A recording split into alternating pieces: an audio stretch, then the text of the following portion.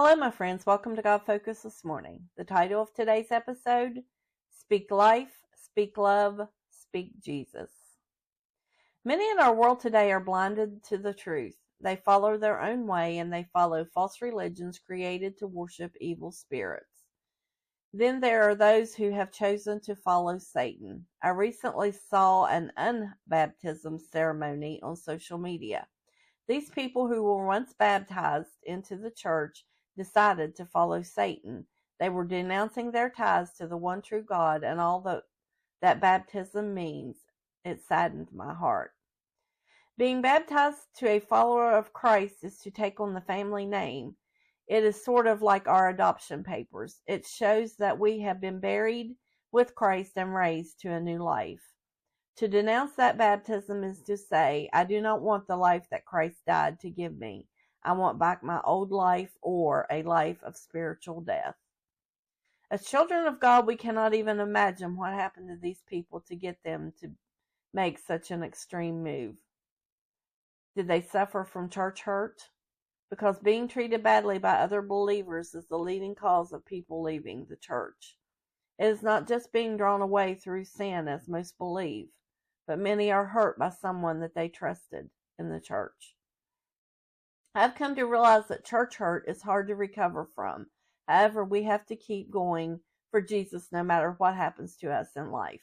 We cannot allow others to stand in the way of us being who God created us to be. I'm guilty of spending a long period of time away from church because of church hurt. I know now that allowing that hurt to keep me from worship was wrong on my part. But I lost all faith in people that called themselves Christian. In the early 90s, my husband and I attended a large church. Several small things happened to me personally that I didn't agree with, and I prayed about it and pressed on until that one final straw. But the thing I think of most is there was this woman that attended services, and she had tried to commit suicide and was in the hospital for a week or two. When she returned to service, everyone should have rallied around her and been supportive. They should have been saying things like, I'm sorry I didn't know that things were that bad. I'm here in the future if you need someone to talk to, someone to pray with. Is there anything that I can do to help you? But none of those supportive things happened. 5 people in the congregation, my husband and I and 3 other people, were the only ones that talked to her that day. The rest avoided her like the plague. The reasons for avoiding her were all different, I'm sure, but sometimes we have to push through the difficult situations to be what God needs us to be. It is easy to get caught up in our own issues and not see what's going on with other people. We need to pray for God to open our eyes to the hurt of others. As the body, we should all feel that pain. We should all know what it feels like to be in such dark despair. The word says if one hurts, we all hurt. Today is the day to start fresh and press outside of our comfort zone. Many people are hurting. This world is a dark and cruel place. They are needing the love of Christ. Compassion is what they desire. But instead, at a lot of congregations, they receive judgment and no compassion for their pain. If we are going to gather the large harvest of souls in a short time, we who are the body are going to have to spend time praying for restoration of those who have been hurt.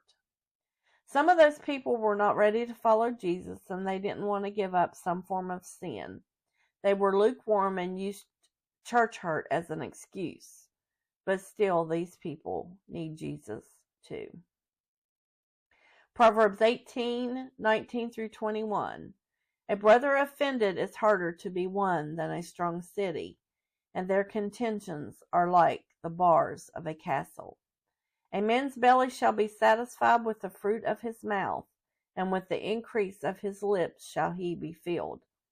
Death and life are in the power of the tongue, and they that love it shall eat the fruit thereof. It is not impossible to restore those who are offended, but it is difficult, and it will take much love, compassion, and prayer. We do not realize the power of our words. I saw a science experiment with water that I found to be amazing. In one room, people spoke negatively and hate to water. In another room, people spoke positive words of love and affirmation over water. from the same source as the water in the first stream. The only difference was the words spoken over that water. After a period of time, the water was frozen, and the water that had positive words of love frozen to beautiful snowflake-like patterns, while the other water that had all the hate and negativity spewed in its direction froze into strange blob patterns. If our words have that kind of effect on water, how much more do we affect others and ourselves with the words of our mouth? Speak life, speak healing, speak love to those you meet. You never know how close they are to the edge of darkness.